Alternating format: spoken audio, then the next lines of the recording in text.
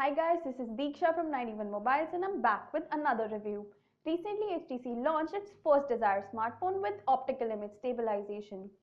This is the Desire 828 and I've been using it for a month now, and here's what I think about the device. So the Desire 828 gets a plastic unibody design, and the first thing that you will notice when you pick up the phone is that it's extremely light and very convenient to handle because of its sleek frame. I have the pearl white model with me and it looks pretty nice because you can't go wrong with something as classy as white and gold. Flip to the back, you find a primary camera module and some HTC branding. While the back panel doesn't attract a lot of fingerprints, it is likely to get dirty because it's white. Now the port placement is standard. You get the micro USB port at the bottom, the audio jack at the top. On the left spine, you get a plastic flap which can be opened to reveal 2 nano SIM slots and a micro SD card slot. And on the right edge, there's this power button and the volume rocker. Now what's interesting about the buttons is that they lay completely flat on the edge.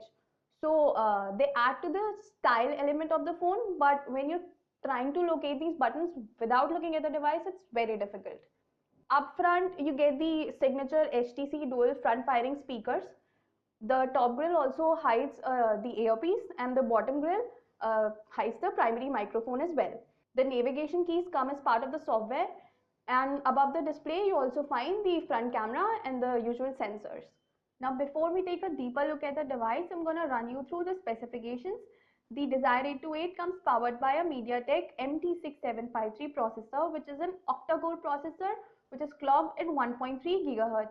It gets 2 GB of RAM and the internal storage is rated at 16 GB, which can be further expanded up to 2 TB. The display is a 5.5-inch display with full HD resolution. Camera configuration includes a 13 megapixel primary camera assisted by an LED flash and an ultra pixel front camera. The phone is backed by a 2800 mAh battery and it supports 4G as well. The Desire 828's camera performs amazingly in almost all the departments. As you can see, the long shots are full with detail and a lot of it remains intact even after zooming in. The color reproduction is slightly on the warmer side, but the overall output is very nice. Macro photography is where it completely steals the show. The pictures are full of depth and detail, and again when you zoom in, there are no blurred lines whatsoever. The flash on the Desire 828 washes out the object slightly, but you can still take usable pictures in low light conditions. Now if you're out during the night taking pictures, there will be slight grain, but still the Desire 828 manages to capture good detail during the night. The HDR mode works well, the pictures do not look artificial, and interestingly it corrects the slightly warmer color reproduction. Ultra pixel front camera captures decent images as well. As you can see in the picture, the color reproduction is accurate, but when you zoom in, the details are lost. Now the front camera comes with a feature called auto selfie, which lets you click selfies by either holding the phone still or smiling. And this feature works pretty fast. I mean, funnily enough, it works so fast that you could get annoyed with the fact that you're holding your phone still and it just keeps clicking pictures. Overall, you just can't complain about the HTC Desire 828's camera, as it performs exceptionally well in almost all shooting conditions. Now after talking about what's awesome about the phone, let's talk about the bummer. The HTC Desire 828's processor just does its job. Somehow managed to handle the heavy games like Dead Trigger 2 and Asphalt Airborne we played with a couple of stutters, but after a month long of usage, the phone started to lag a little bit. The multitasking was just okay, and the phone heats a bit after heavy usage. The situation worsens with the poor battery life. The 2800 mAh battery in the Desire 828 is just not enough to make it last through the day.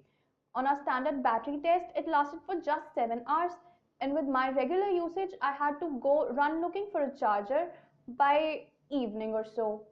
However, to compensate for the poor battery life, you get some power saving modes like Power Saver and Extreme Power Saving mode. Now that we've talked about the best and the worst, let's take a look at the rest of the things. The 5.5-inch Full HD display of the phone is brilliant. The colors just pop, the screen looks sharp, and the text appears crisp. The sunlight legibility is good, you won't have any issues with the brightness, and the viewing angles are decent as well. Coming to the UI, the HTC Desire 828 runs Android Lollipop version 5.1 with HTC Sense UI version 7.0 on top. On the extreme left, you find a dedicated home screen called Blink Feed, which keeps you updated about your news and social networks. You can also customize your home screen depending upon whether you're out, at home, or at work. To personalize your phone even more, you get an app called Themes, which lets you change the look and feel of the UI. Dive into the settings menu and you will find an option called Personalize, which lets you tweak the font, accent colors, and wallpaper of the phone. There are first-party apps like Car, Zoe, Kid Mode, and Power to Give. There's hardly any bloatware on the phone, and the only third-party apps you get are Facebook, Polaris Office 5, Clean Master, and all apps from Google. There are a couple of standard gestures as well, like double tap to wake up the phone, among others. Now, in terms of competition, the Desire 828 stands right against the Moto X Play and the Chico Qtera. The Moto X Play has got better battery life compared to the Desire 828, but the 828's camera beats the X Play's hands down. The Chico Qtera on the other hand is an all-rounder with its all-metal body like a cherry on top. But the Desire 828 comes from a top-tier brand and it should please most users. If you're a casual photography enthusiast and you're not going to use your phone for heavy usage, I do recommend the HTC Desire 828. Just keep a power bank handy. Do not forget to like and share the video and subscribe to the channel for more. Till then, as I always say, keep your tech game up with 91mobiles.com.